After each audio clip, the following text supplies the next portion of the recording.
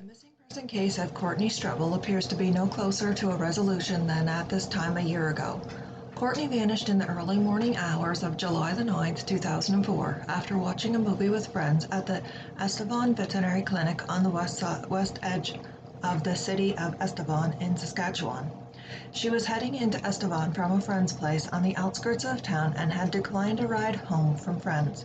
She was last seen at approximately 12:30 a.m. in the vicinity of Highway number 39 and Woodland Avenue North, which is now Sister Roddy Road.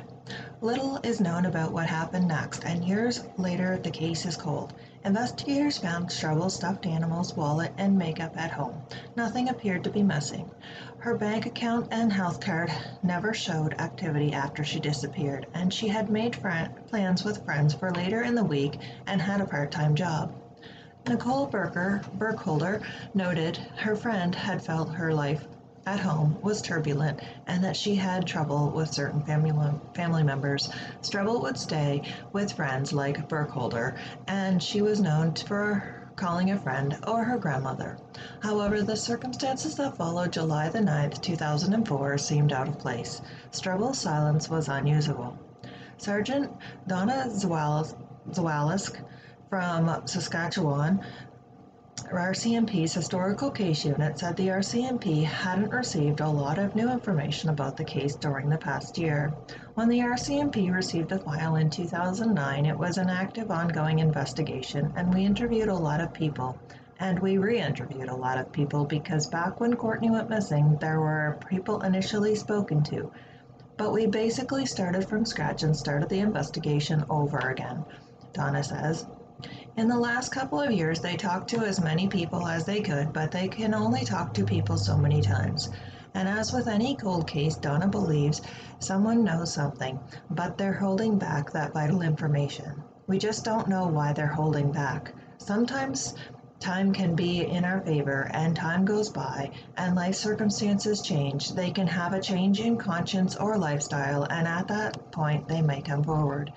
Investigators have told the media that even though it's a cold case, it's still ongoing investigation and have not been in Estevan to deal with the file during the past 12 months. They have been to a couple of other communities with information that has come in due to the case. Although Donna could not indulge in these communities and what the leads were, most of the information they do usually receive comes at around the anniversary of Courtney's disappearance due to the heightened media attention.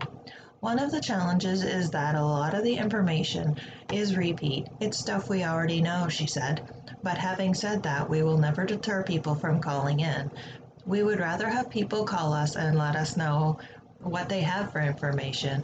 People might not think that information is relevant or vital, but Donna said it could push the investigation forward. That's why we want people to talk about Courtney and remember her, but also help us bring Courtney home for her family, Donna said.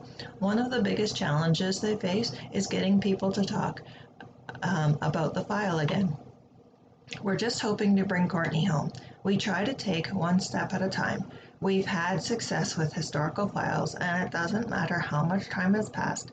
This will always be an open file for the historical unit. We're hoping that someone will come forward who can just open the door. The case is cold, but it's still open and alive with the historical unit. It will be until police find Struble or find out what happened to her, Donna says. Courtney's disappearance was initially treated as a missing persons case, and foul play was not suspected. But in 2010, the RCMP's Historical Case Unit, HCU, took over the investigation from the Estevan Police Service, and a short time later, the HCU started treating her disappearance as a homicide. Donna said time can also play in their favor.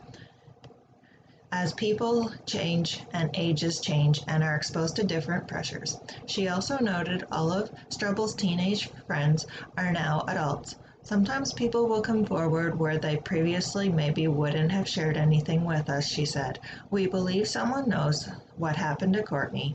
We really do, and we just want those people to come forward, Donna said.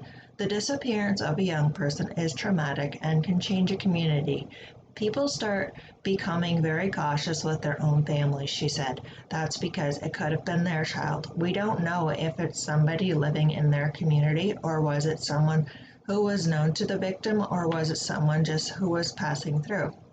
She said the families are also deeply affected and isolated, and sometimes police can't ever provide closure. Still, cold case investigators encourage families to keep up hope. If you don't have hope, you don't have anything. It could be the little one piece of puzzle that we need.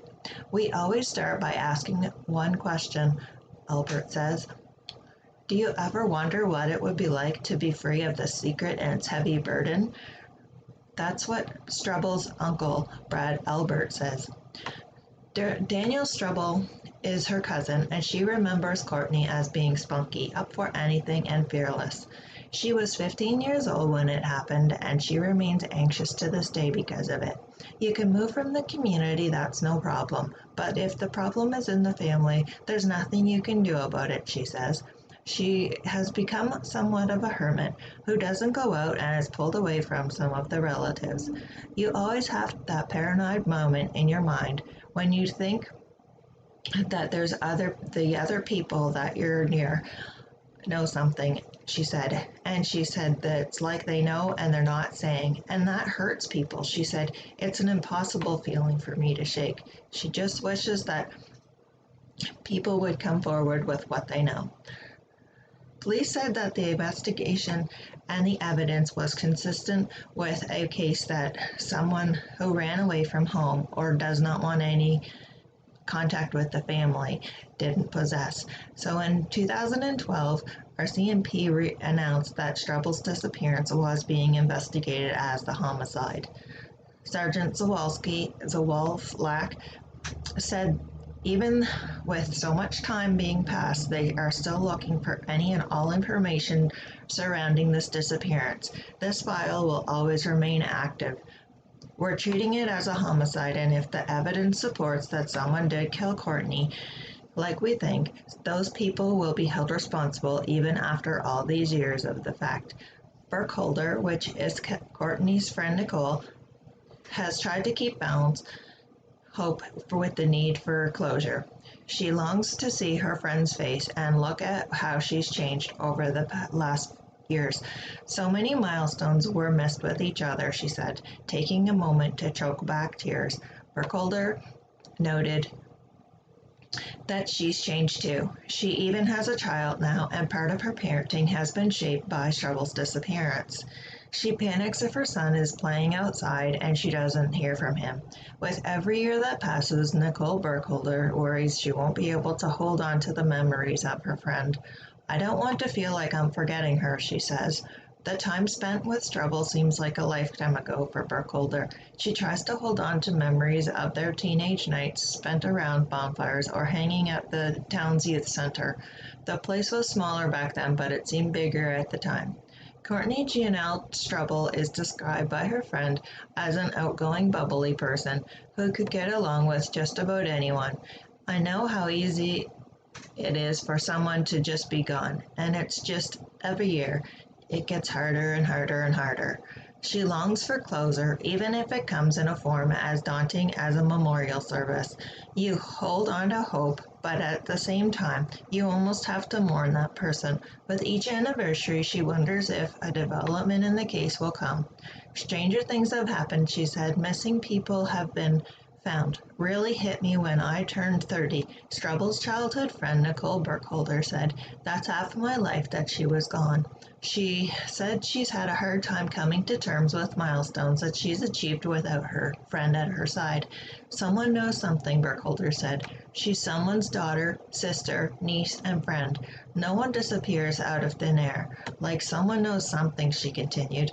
Courtney was 5 feet 3 inches tall and weighed approximately 110 pounds when she vanished. She has hazel eyes and she has a birthmark on the nape of her neck and a 1.5-inch scar on her left shin.